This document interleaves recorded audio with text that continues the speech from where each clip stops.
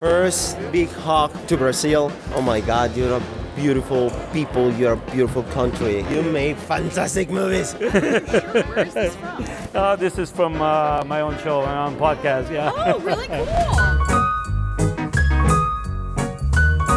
Chris, Fancy Sparks, if you could go back to, that time and imagine what are you going to get into the whole Hollywood world and become like a superhero, what would you think at that time? Man, I mean, it's hard for me to put into words because I'm on this journey. It's me, it's my life. But if I was to know back then when I was doing Parks and Recreation that my career would go in the way that it has gone, I mean, it'd be really hard for me to believe, I think. Every step since being kind of plucked from obscurity and being able to chase my dream as an actor has been surreal. Every single incremental step to where I am right now, it's been surreal. Hey, well, nice to meet you, man. It's fantastic that you're coming into this world with such an intriguing and powerful character. Did you have the chance to, know Adam Warlock a little better? The comic was really helpful in that respect, and getting sort of two source materials is a real privilege anytime you do an adaptation. So not only did I have the comic to read, but I had James's incredible script and then also two movies to kind of reference as far as tone. So I had so much of the hard work done for me, but I feel genuinely honored and grateful to have the responsibility of playing this character and, being a part of the MCU. The peace between realities. Jonathan, the fans are looking for like a villain that is up to Thanos up until this point. It's a big boots to fill, but I think it fits. What do you think about that responsibility? Well, I mean, I'm just flattered because Josh Brolin and his portrayal of Thanos was absolutely incredible. So I'm just going to do the best I can with my guy and hope to contribute, the same way he did, if not more. Good friends we have and good friends we've lost. Wakanda, although it's a fictional place, it has become very real and very powerful in the minds of millions. What's your perspective on this phenomenon? Oh my God, that's a great question, man. Wakanda exists for so many people, and I think that Wakanda exists in a space of hope. Wakanda is the idea that we all could be seen as our very best selves. Wakanda is the vision for a world where it's inclusive and it's a future. It's very important to me and to, I think, all of us, because it is something that represents an underrepresented voice, experience, perspective, complexity. There were ways that people who look like us were never considered for this type of platform, this type of storytelling. And now the big question is why? We portrayed a positive Africa, we portrayed positive characters and very diverse culture, and this is something that hasn't been shown that often. Yes, it's a fictive country, but at the end of the day, doesn't it open our mind thinking like, wow, we're not the only ones, and maybe everybody who's different or things that are different are not that bad? There's been a dearth that is inexplicable, and this telling of the story has just cracked that way open.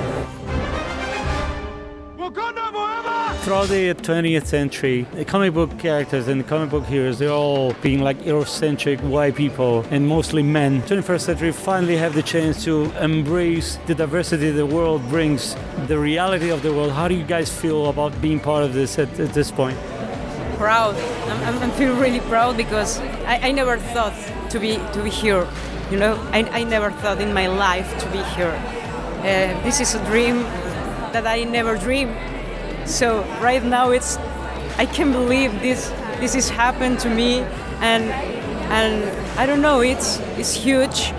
See all these different faces, these all colors. I don't know. I hope the people feel happy for all this diversity and all these important things in the movie. I couldn't be here if many people for years, decades and generations, if they didn't cross the border before me, I couldn't be here. These people, they left everything. It's not my sacrifice. My sacrifice is different. You have this responsibility to say, first, thank you.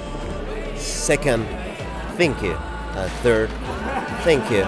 Because without that people, this kind of stories, this kind of representation wouldn't exist. So, again, thank you.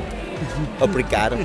The group of us together, working together, we're all very different, ethnicities, skin colors, and coming together and creating this story in this time of life, the world. It's very empowering. What would you say is the most powerful message that people are going to have Black Panther 2 that will add to the experience of the first one? I think at the end of the day, it's about being optimistic. Because at the end of the day, you have to be open for change. Change is scary. Change can hurt. Change can be something that you don't want, but we all have to go through life, and it sometimes opens up our mind, and that's just how it is. It's a very optimistic way of seeing things. I can never tell you what impact a story is going to have, because everyone is going to have their own experience. Right. But what it does is, it's very important to show that these characters have arcs, they have complexities, they have journeys to take beyond just one moment that we saw in the first film. And that is something that would definitely happen for everybody in the second one. And when I wake up, I love the human characters of the MCU as much as the heroes. And Maria, We might not have superpowers, but gosh darn it, we're great.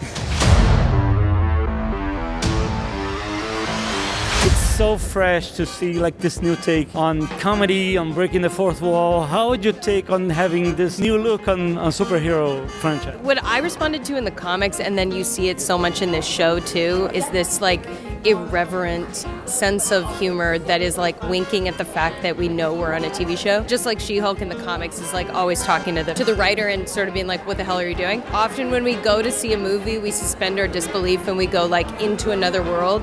But She-Hulk is really like, she's aware of your coming into the world and she's like taking you along with her. Right. Just want to make sure that you don't think this is one of those cameo every week type of shows. Well, except Bruce. And Blonsky. And Wong. Karen, what would you say that is the most difficult part in directing such an intense show full of comedy and Marvel characters and special effects? I love to quote Luis Esposito from Marvel, who said, "How do you eat an elephant? One bite at a time." Right. And, it was really just about breaking it down and shooting it the way you would shoot anything else, because really it is a story about humanity and being a human and being a woman juggling a career and family and friends. And so at the end of the day, everything else came second to that. Maria Hill has been like playing on the sidelines for so long and she needs to come into the field. How can we expect to see more Maria Hill play in the field? Maria Hill is always taking care of business, and she's usually taking care of business behind the scenes. So I like to think work is getting done because she's there and she doesn't need the glory. She is just there to get work done and keep people safe. The silent protector, right? Yes.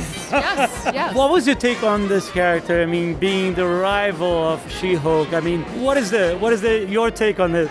Titania is a very insecure, infuriating, and stressful woman. And she's just a dick, and we just made this character a cartoon, really, of a person. And I think for me the hardest part was actually having to do squats all the time, like having to train.